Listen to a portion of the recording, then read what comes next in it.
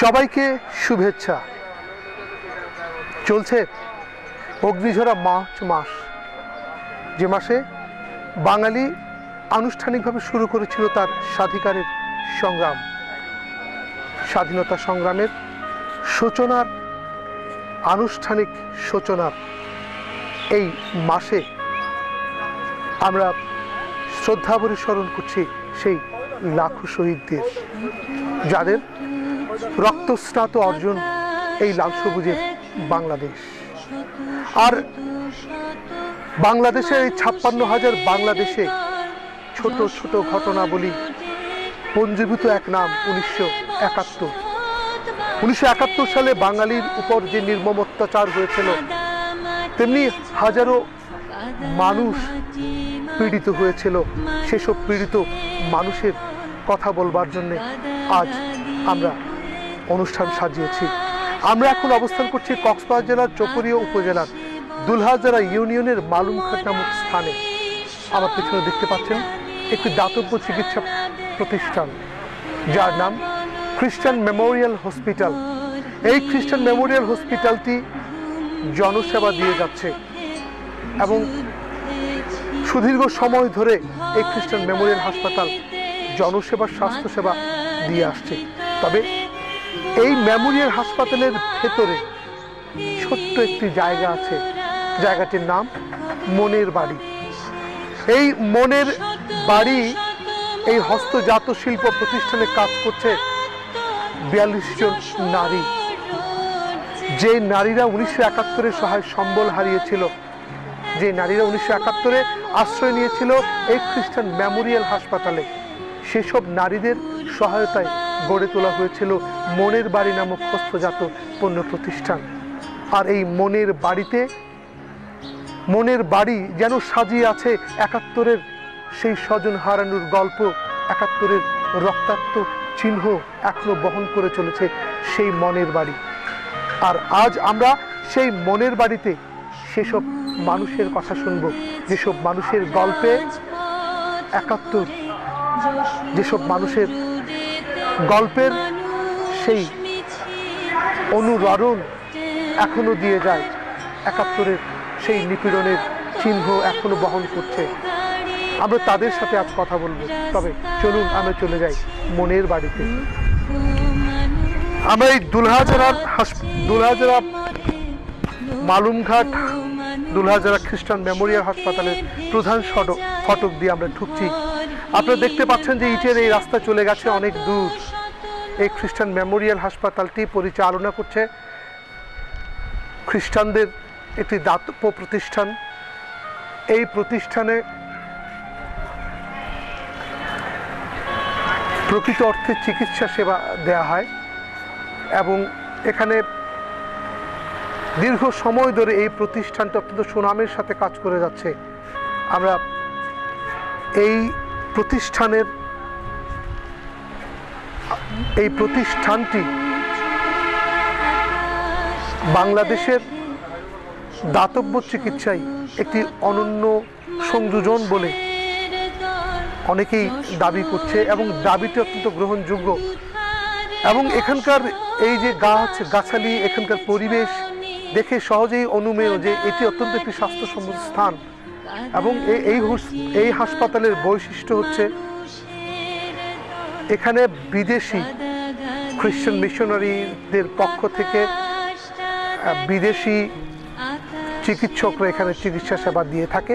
সে কারণে এটি বিখ্যাত, বিশেষ করে প্রসূতি যারা রয়েছে, যে প্রসূতিদের জন্য এবং ছোট শিশু, আর সবচেয়ে বড় হচ্ছে কি অর্থোপেডিক্সে এই হাসপাতালে অত্যন্ত সুনাম রয়েছে। আর দর্শক, আপনারা দেখতে পাচ্ছেন যে আমরা এখানে অ্যাসিস্ট্যান্ট অ্যাডমিনিস্ট্রেটর জোসেফ অমূল্য রয় এর এই অফিসের সম্মুখভাগে দাঁড়িয়ে আমরা তার সাথে এখন কথা বলবো। দর্শক, জোসেফ অমূল্য রয়, ইনি বাঙালি হিসেবে ইনি এই হাসপাতালের সর্বোচ্চ পর্যায়ে আছেন, সহকারী প্রশাসক। অমূল্যদা নমস্কার, কেমন আছেন? আচ্ছা, আমরা এসেছি ওই মনের বাড়িতে যে মেয়েগুলো কাজ করে, এই প্রকল্প নিয়ে আপনার সাথে একটু কথা বলতে। আচ্ছা, কবে এই প্রকল্পটি শুরু হয়েছিল জানেন কি? 72-এ। এগুলো কি কেন এটা করা হয়েছিল? করা হয়েছে যখন বাংলাদেশের 71 সময় যখন মুক্তিযুদ্ধ হয়, সেই সময় অনেক পরিবার তাদের স্বামীদেরকে হারায়, মানে যাদের কোনো কিছু করার ছিল না, এরকম পরিবারগুলোর জন্য আমাদের এই বিদেশি যারা তৎকালীন বিদেশি যারা ছিলেন আর কি চিন্তা করছে, অনেক লোক আমাদের কাছে উদ্যস্ত হয়ে আসছে, তাদেরকে কিভাবে আমরা দাঁড় করাতে পারি এবং তারা নিজের ইচ্ছায় নিজের চেষ্টায় কিভাবে তারা নিজেরা চলতে পারে, এই ধরনের একটা লক্ষ্য নিয়ে তাদেরকে এই মনের বাড়ি যাদের করা হয়। মনের বাড়ি মানে হৃদয়ের বাড়ি, মানে তাদের হার্ট, বুকে যে ব্যথা ছিল, ইংরেজিতে আমরা বলি হার্ট হাউস বলা হয় এটাকে। এবং এখানে কয়জন মেয়েকে আপনারা আশ্রয় দিয়েছিলেন? আমরা প্রথমে আরম্ভ হয়েছে মাত্র 30-35 জন দিয়ে, তারপরে তো আস্তে আস্তে বেড়ে গেছে, এখন প্রায় 42 জন আছে কাজ করে টোটাল। এছাড়া আমরা সাপ্তাহিকভাবে কিছু লোক আছে তাদের বাইরে কাজ দিই এবং তারা বাইরে কাজ করে নিয়ে আসে, আমরা সেজন্য তাদেরকে মজুরি দিই। এবং কিছু লোক আছে তো আমরা ট্রেনিং দিই, ট্রেনিং দেওয়ার পরে তাদেরকে একটা সেলাই মেশিন দেওয়া হয় যেন তারা বাড়িতে গিয়ে কাজ করে স্বাবলম্বীভাবে মহিলারা চলতে পারে। মানে এইসব এই যে মানে সহায় স্বজনহারা মানুষের পাশে এসে দাঁড়িয়েছেন খুব মানবিক কারণে, এবং সেই থেকে আপনারা এখনো তাদেরকে বহন করে চলেছেন। এখনো আসলে যারা পায়োনিয়ার ভাবে ছিলেন নাকি প্রথম যারা ছিলেন তাদের মধ্যে এখন বেশি নাই, এখন 2-3 জন মাত্র আছে, 2-4 জন আছে। এখন কারা ওখানে কি পিস্তলা রোগে যারা এটা শুনেছি যে মানে যারা আসলে এখনো যারা অসহায় তাদের জন্যই করা হয়, তাদের জন্য যারা পঙ্গু, মানে 71 মুক্তিযুদ্ধের পরপর যেটা শুরু হয়েছিল অসহায় মানুষের সেবায়, এখন আপনারা নিয়োজিত আছেন, এটা কন্টিনিউ করছেন। আচ্ছা, কোন কোন মানুষের অবদান সবচেয়ে অনস্বীকার্য এই হাসপাতালের প্রতি, এই মনের বাড়িতে? হাসপাতালের যিনি প্রতিষ্ঠাতা ডাক্তার বিগোভিয়া অলসন, উনি এবং এছাড়া সিস্টার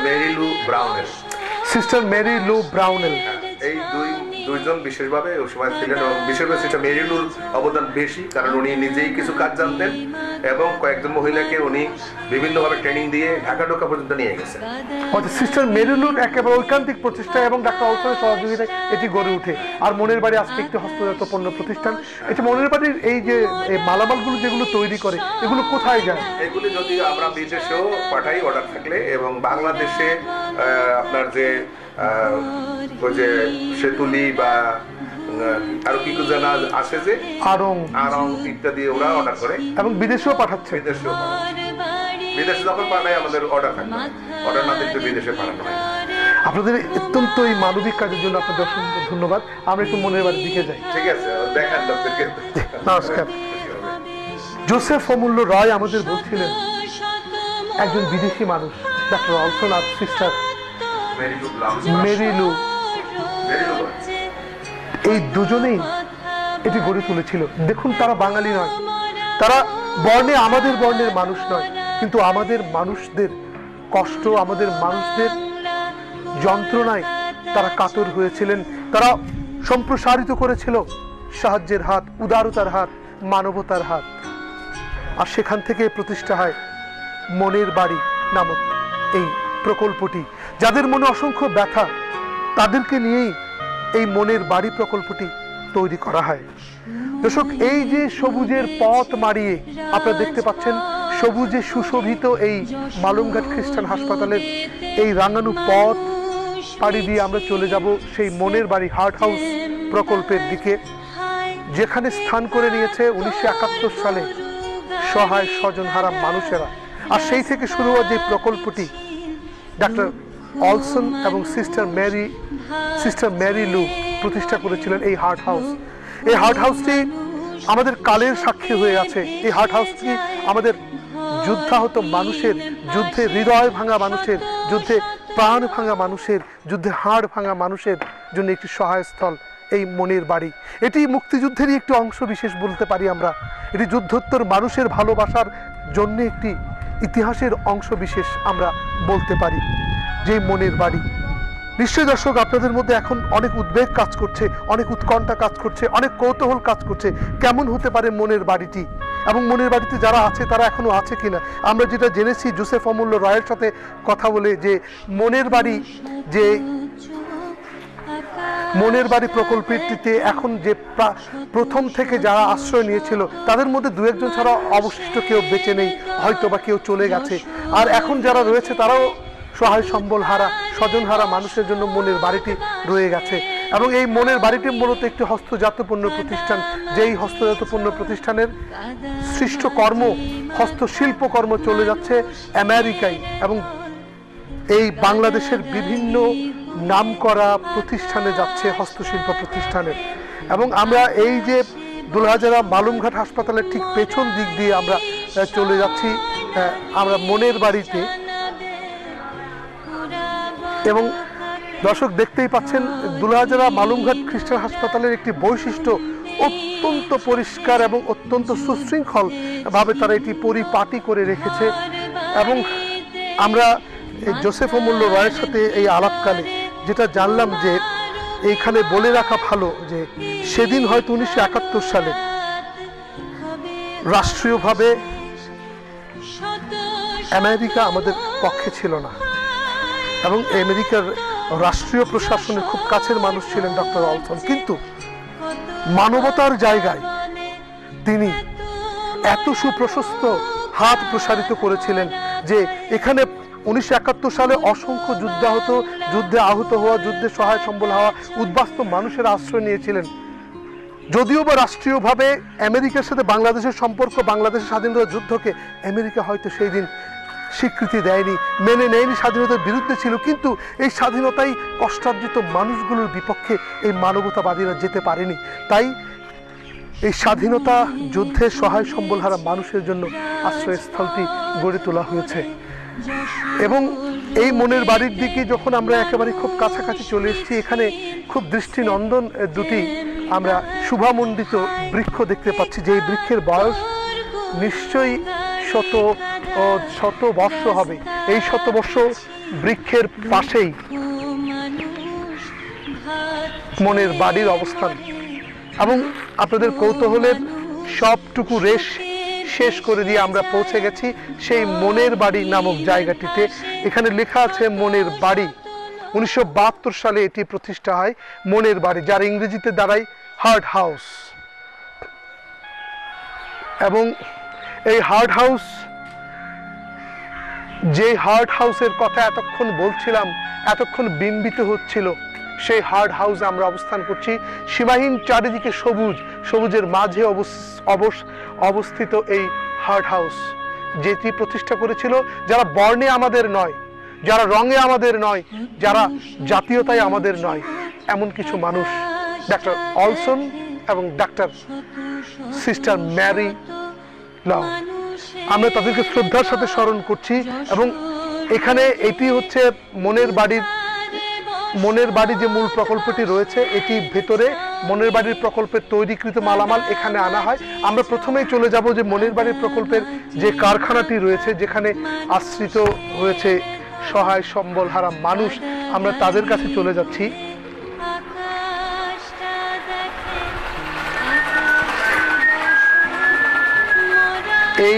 এটি হচ্ছে মনের বাড়ির, আপনারা দেখতে পাচ্ছেন যে মনের বাড়িতে কাজ করছে অসংখ্য বয়োজ্যেষ্ঠ থেকে শুরু করে সকল বয়সের নারীরা এখানে কাজ করছে। এবং আপনারা দেখতে পাচ্ছেন যে এটা বিভিন্ন ভাগে বিভক্ত। এই মনের বাড়ির প্রকল্পের কাজগুলো বিভিন্ন জনে ভাগ করা। তো আমরা এখানে দেখতে পাচ্ছেন, আমরা একটু ক্যামেরা ক্লোজ করে দেখাতে চাই যে এখানে যে পুতুল বানানো হচ্ছে,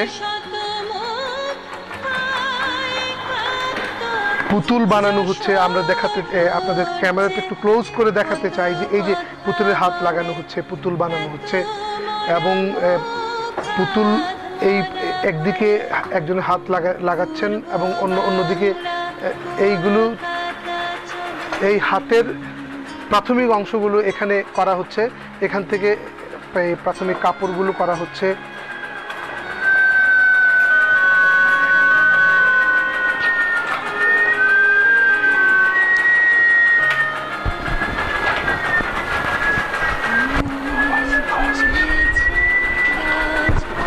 এখানে আপনারা দেখতে পাচ্ছেন যে এই পুতুলের প্রাথমিক অংশটি এক অংশে বানানো হচ্ছে, অপর অংশে তা আবার বুনন দেওয়া হচ্ছে এবং তারপর কাপড়ের জন্য তৈরি করা হচ্ছে। সব মিলিয়ে তৈরি হয়ে যায় যে সবশেষ জায়গাটি সম্ভবত এই দিকে,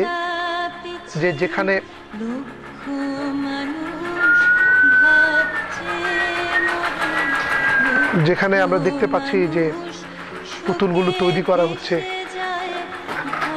দর্শক, এখানে আমরা বলে রাখা ভালো যে আমরা মনের বাড়িতে প্রতিটা শুটিং এ আগে থেকেই বলা হয়ে থাকে যে আমরা আসবো, আপনারা তাদেরকে প্রস্তুত করা থাকে, কিন্তু আজ আমরা একেবারে কাউকে আগে থেকে বলিনি। আমরা একেবারেই অকস্মাৎ এবং আকস্মিকভাবে আমরা এই মনের বাড়িতে ঢুকে পড়েছি। তাই এখানে যারা উপস্থিত আছেন তারাও বুঝতে পারছেন না ঘটনার আকস্মিকতায় যে মানে কি হতে চলেছে। আমরা তাই এখানে 1971-এ সহায় স্বজনহারা কে আছেন আপনারা, আপনাদের মধ্য থেকে কেউ আছেন যে 71 সালে? তারা বেশিরভাগ রিটায়ারমেন্টে চলে গেছে 1971 সালে যারা স্বজন সহায় হারা ছিল, স্বামী হারা। এখন আর অবশিষ্ট একদম কেউ নেই। আচ্ছা আচ্ছা, 1972 সালে এটি প্রতিষ্ঠা হয়েছে কি? 1972 সালে 1972 সালের প্রতিষ্ঠার পর থেকে কে আছেন এখানে? আপনি আছেন? আচ্ছা আচ্ছা, আপনি বলেন তো 72 সালে প্রথমে কতজনকে দিয়ে শুরু করেছিলেন? আপনি আমার দিকে তাকিয়ে বলতে হবে। ওখানে ওই সময় মনে হয় এত বেশি লোক ছিল না, 30 পর্যন্ত ছিল। 30 জন দিয়ে প্রথমে শুরু করেছিল। কে শুরু করেছিল আপনার মনে আছে কি?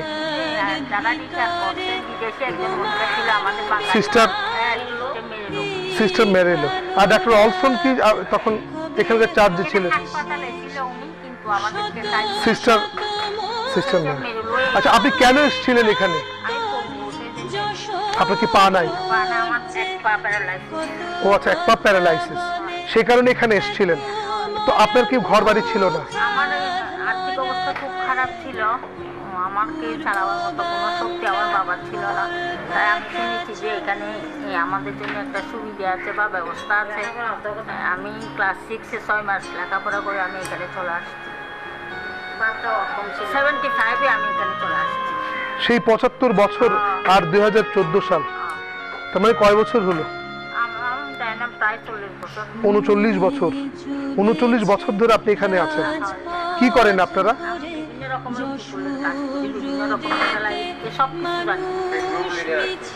আচ্ছা আচ্ছা, পুতুল বানান আপনারা? পুতুল আপনারা এই আচ্ছা, আপনারা কি কেউ বলতে পারবেন এই মনের বাড়িটা, এই যে ওই পাশে একটা দেখছি যে শুধু আয়রন হচ্ছে এবং কাপড় সেলাই হচ্ছে, তারপরে এই মাঝখানটা, তারপরে এই পাশে এই যে এই বিভাজনগুলো কি, মানে কি কি কয় ভাগে ভাগ করা এটা? আচ্ছা, ওই পাশে হচ্ছে টেইলারিং প্রজেক্ট, হাসপাতালে কর্মচারীদের জন্য কাপড় সেলানো হয়, সেই পাশে হচ্ছে কি টেইলারিং প্রজেক্ট। তারপরে এই মাঝখানেরটা এটা হচ্ছে হ্যান্ডিক্রাফট, যেটা বলছিলাম যে মনের বাড়ির জন্য তৈরি করা হয় মনের মতো জিনিসপত্র, মনের মতো হস্তজাত পণ্য এখানে তৈরি করা হচ্ছে। এবং এখানে যেটা আমরা জানতে পেরেছি 71 সালে যারা আশ্রিত ছিল তারা এখন অনেকেই নেই। এখানে একটি ঘটনার কথা আমাদের বারবার মনে পড়ছে যে অনুবালাদি এখানে কাজ করতেন। বাঁশখালীর অনুবালাদির 1971-এ ওনার স্বামীকে হত্যা করা হয়, ওনার গায়ে গুলি লাগে। সেই গুলি নিয়ে অনুবালাদি আশ্রয় নিয়েছিল এই হাসপাতালে। আর হাসপাতালের মেঝেতে যখন তাকে কাপড় খোলা হয়েছিল, মেঝেতে তার নাড়ি ভুড়ি সব পড়ে গিয়েছিল। সেখান থেকে তাকে সুস্থ করে তোলা হয়েছিল ডাক্তার অলসন এবং ডাক্তার কেসনের সহায়তায়। আর সেই অনুবালাদি এখানে আশ্রয় নিয়েছিল। আর অনুবালাদি আমরা যখন 2012 সালে এই মনের বাড়িতে আসি, তখন অনুবালাদির আমরা সাক্ষাৎকার গ্রহণ করি। আর অনুবালাদির সাক্ষাৎকার গ্রহণ শেষে যখন আমরা ফিরে যাচ্ছিলাম, অনুবালাদি আমাদেরকে ডেকে বলেছিল যে আমাকে খুঁজে পেতে তোমাদের 40 বছর সময় লেগে গেছে, আর আমাদের যুদ্ধ অপরাধ যে হয়েছিল তার বিচার পেতে আর কতদিন অপেক্ষা করতে হবে। অনুবালাদির কাছে আমরা এসেছিলাম, কিন্তু ততদিনে অনুবালাদি এখান থেকে রিটায়ারমেন্ট নিয়ে চলে গেছেন। এই খবর নিয়ে যে বাংলাদেশে অন্তত যুদ্ধাপরাধীর বিচার শুরু হয়েছে। বিচার নিয়ে অনেক কথা বলবেন, কিন্তু বিচার তো শুরু হয়েছে। অনুবালাদির সেই ত্যাগ বৃথা যাবে না। আমরা অনুবালাদিকে শ্রদ্ধার সাথে স্মরণ করছি আজকের এই দিনে। এবং দর্শক এখানে দেখতে পাচ্ছেন যে ওরা পুতুল বানায়, সুই আর সুতো দিয়ে বুনে যায় আলপনা। যদিও বা তাদের জীবনের আলপনা বিলীন হয়ে গেছে দুঃসময়ের বাঁকে, তবুও এই শক্তিমান মানুষগুলো আবারও স্বপ্ন দেখে উঠে দাঁড়াবার। এই মানুষগুলো আবারও এই পুতুলের মতো সুন্দর এই পুতুলের মতো সুন্দর মুখ, সুন্দর চোখ নিয়ে দেখে জীবনের স্বপ্ন, এবং এই মনের বাড়িটি হয়ে ওঠে প্রকৃত অর্থেই মনের বাড়ি।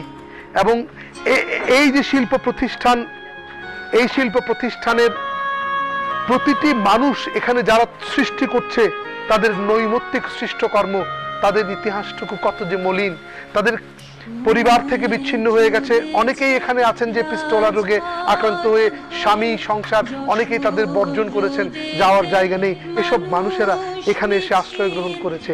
এবং আপনারা, আমি আমাদের ক্যামেরা পার্সনকে অনুরোধ করব যে এখানে খুব ক্লোজ করে এখানে কিছু শট নেওয়ার জন্য, যে তারা প্রথমে কিভাবে বানাচ্ছেন, প্রথমে কোত্থেকে শুরু হচ্ছে পুতুল বানানোর কাজ। প্রথমে আমরা দেখাতে চাই যে এখানে পুতুল বানানোর কাজটা প্রথমে শুরু হয় যে এখানে প্রথমে এখান থেকে শুরু হচ্ছে পুতুল বানানোর কাজ, না? আপনারা প্রথমে কি বানাচ্ছেন? প্রথমে মাথা তৈরি করছেন, না? মাথা এটা কি দিয়ে তৈরি করছেন? তুলো দিয়ে।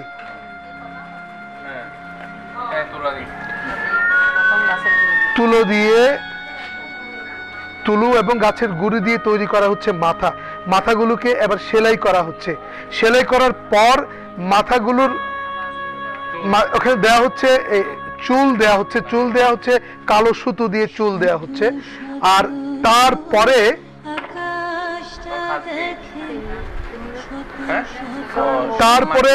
মার্কিং করা হচ্ছে, অর্থাৎ এই যে চোখ, হ্যাঁ চোখ,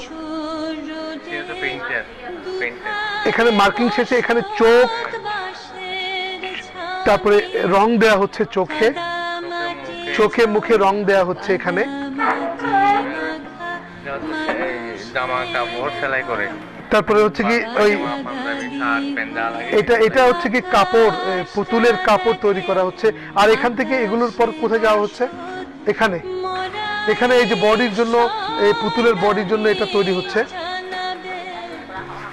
পুতুলের বডির জন্য এটা তৈরি হচ্ছে।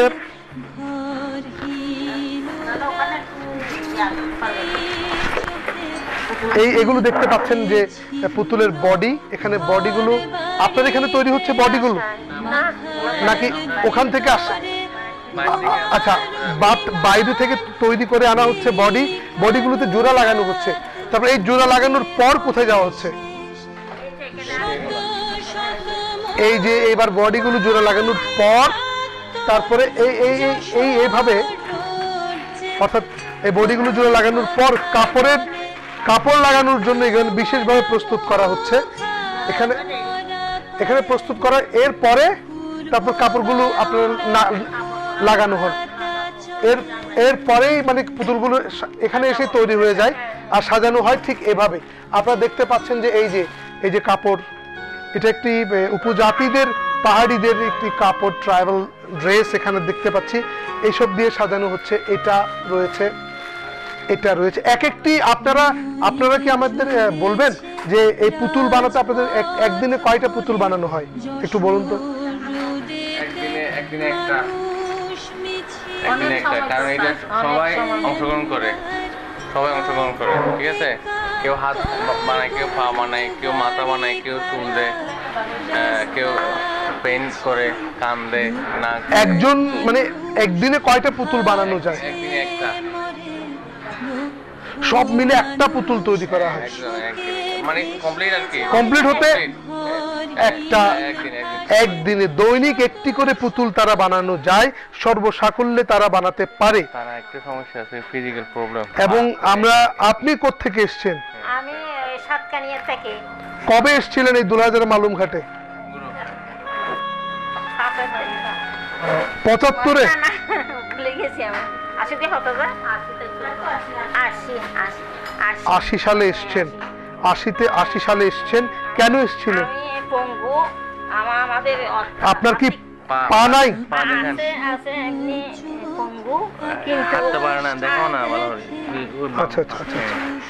আচ্ছা, আপনি হাঁটতে পারেন না। সেই 80 থেকে এখানে এসেছেন, এই এখনো কাজ করে যাচ্ছেন। মানে আপনি পঙ্গু বলে এখানে আপনি আশ্রয় নিয়েছিলেন।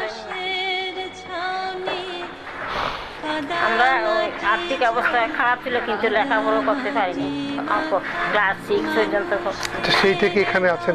এখন আপনার পরিবারের সংখ্যা কত, পরিবার পরিজন, আমার বাচ্চা কাচ্চা? না, আমার কোনো বিয়ে হয়নি।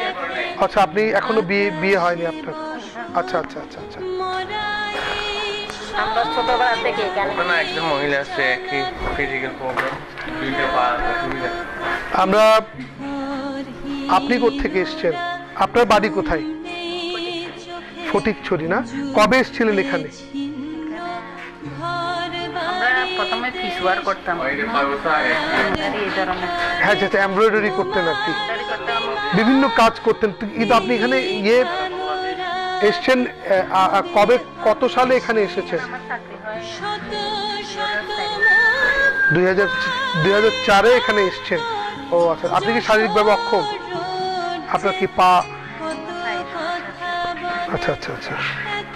ও আচ্ছা আচ্ছা, সেই কারণে আপনি এখানে আশ্রয় নিয়েছেন এবং সেই থেকে আজ অবধি এখানে আছেন, এখানে কাজ করে চলছেন।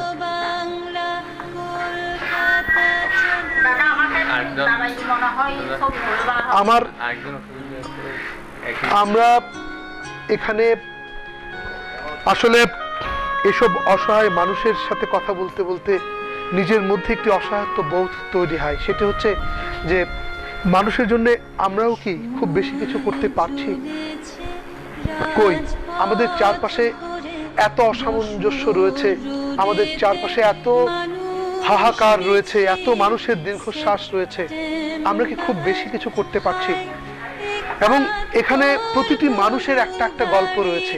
দর্শক, আজকে আপনারা জানেন যে আমরা মুক্তিযুদ্ধের সেই স্বজনহারা মানুষের কথা বলতে এসেছিলাম, কিন্তু এখানে সেই মুক্তিযুদ্ধের স্বজনহারা মানুষ আর কেউ অবশিষ্ট নেই, তারা সকলেই রিটায়ারমেন্টে চলে গেছেন। কিন্তু এখানে যারা আছেন তারা মুক্তিযুদ্ধের স্বজনহারা না হলেও কম ব্যথিত মানুষ নয়, কম অসহায় মানুষ নয়। তাদের গল্প বাতাস ভারী করে দেয়। আমরা অসংখ্য এই গল্পে গল্পে আমাদের নির্ধারিত অল্প সময়ের আজ অনুষ্ঠান প্রায় শেষ হবার পথে, কিন্তু আমরা যাব, আরো কিছু অংশ এখানে রয়েছে। এবং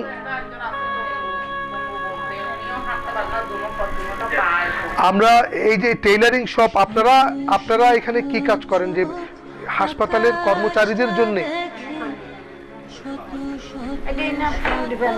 ইউনিফর্ম ডিপার্টমেন্টে। তো আপনি এখানে কবে থেকে কাজ করছেন? 25 বছর ধরে কাজ করছেন। কোত্থেকে এসেছেন? বরিশাল থেকে এসছেন সেই 25 বছর আগে, এখনো এখানে 30 বছর বাড়ি করেছে। কোথায় করেছেন? মানে দোলাজারের চা বাগানে, মালুমগড় চা বাগানে আছেন না? আচ্ছা, এখানে আরেকজন আমরা দেখতে পাচ্ছি। তোমার নাম কি? রূপনা দাস। তুমি তো সেই রূপনা দাস, শারীরিক প্রতিবন্ধী। কবে থেকে এখানে আছো? আমি এখানে আসছি, আমার পরিবারে কিছু অভাব ছিল, সেজন্য আমি এখানে আসছি। মানে আমি এখানে হাসপাতালে আমার অপারেশন হয়, খাবার পর আমি একটু হাঁটতে পারি। আমি হাতের কাজ করি, আয়রন করি, হতাম না, এগুলো আমি করি। এটা দিয়ে আমরা 2 বোন আমরা এখানে আছি। আমার বোন একজন, আমি কষ্ট করে পরিবার চালানো হয়। আচ্ছা রূপা, আমরা বুঝতে পেরেছি যে রূপার 2 বোন। তোমার আরেক বোন কি, সেও কি প্রতিবন্ধী? আচ্ছা আচ্ছা আচ্ছা, মানে 2 বোন মিলে তারা সংগ্রাম করছে, ঘুরে দাঁড়ানোর সংগ্রাম। এসব অসহায় মানুষ, তারা আমাদের কাছে প্রেরণার উৎস হতে পারে। শারীরিকভাবে অক্ষম না হলেও সমাজের তারা বোঝা নয়, এটি বুঝতে আর ঢের বাকি নেই। আমরা এখানে আরেকটি অংশ রয়েছে মনের বাড়ির, যে কাঠ দিয়ে তৈরি কার্পেন্টার শপ যেটা রয়েছে, আমরা তাতে ঘুরে আসছি। দর্শক, আসলে এতক্ষণ কথা বলছিলাম যে মনের বাড়ির এই অসহায় নারীদের সাথে, যদিও আমরা খুঁজতে এসেছিলাম যে এখানে 71-এ যুদ্ধ হতো সেই নারীদের, তারা নেই এখন, তাদের স্মৃতিটুকু আছে। আর তাদের সাথে থাকা কিছু মানুষের গল্প আমরা শুনলাম। সেই সাথে এই মনের বাড়িতে এখানেও আমরা দেখতে পাচ্ছি যে কার্পেন্টার হাউস এটি। এই কার্পেন্টার হাউসে আমরা একটু পরে আপনাদের দেখাবো এই যে ছোট ছোট এই যে হস্তজাত পণ্য তৈরি করা হচ্ছে। এখানে দেখতে পাচ্ছেন এই যে এটা মাছ ধরার খোল, তারপরে হচ্ছে কি কৃষকের পাহাড়িদের তুরুং রয়েছে, এটা এটা আমাদের নাঙ্গল এবং নাঙ্গল জোয়াল সহ বাংলা গ্রাম বাংলাকে ফুটিয়ে তোলার যে উপকরণ আমরা দেখতে পাচ্ছি এগুলো আমরা দেখতে পাচ্ছি এবং এগুলো তৈরি হচ্ছে। এই যে দেখছেন যে আলপনা করা হয়েছে, আলপনার উপর কেটে কেটে এগুলো তৈরি করা হচ্ছে।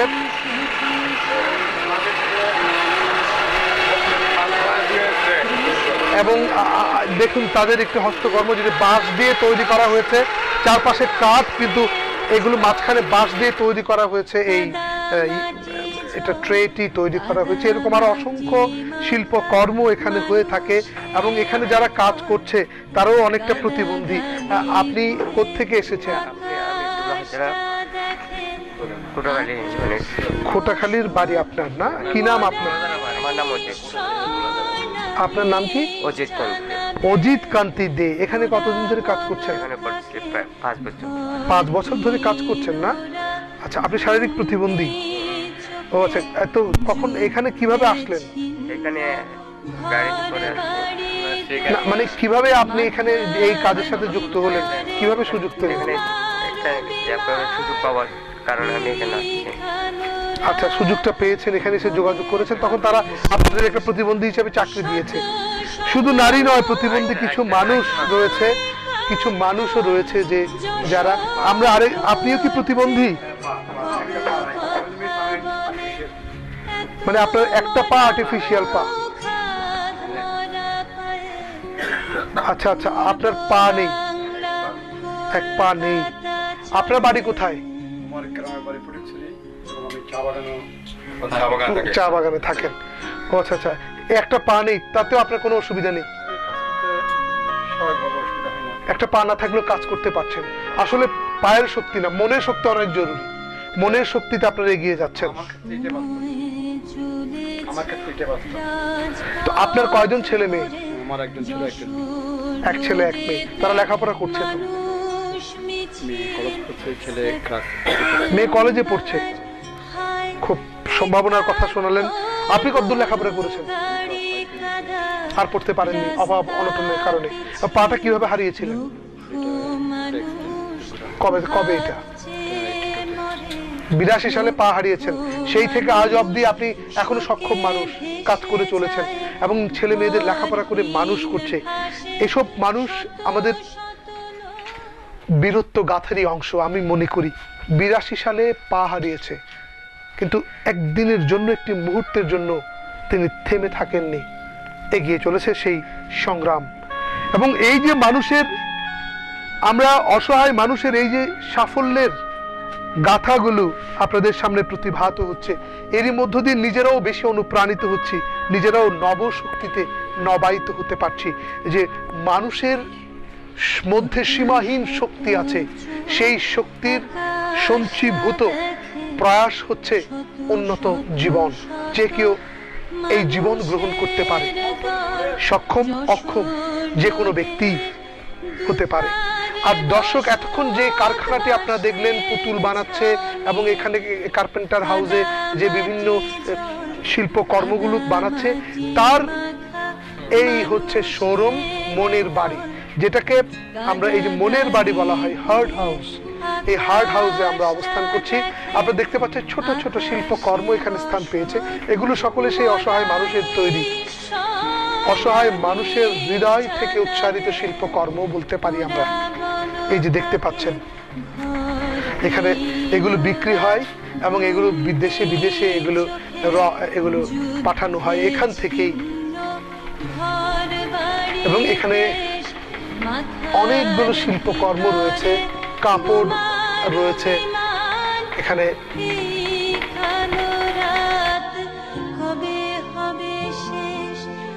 শত শত মুখ হয় কাতর, যশোর রোড যে কত কথা বলে, এত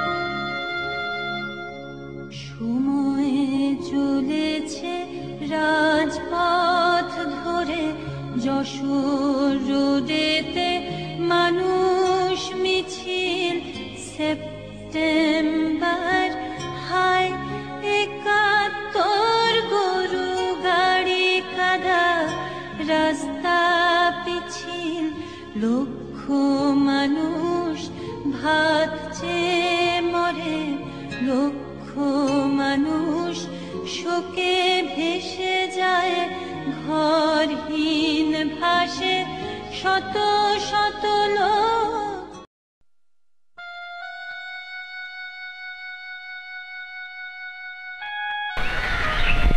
দর্শক, আমরা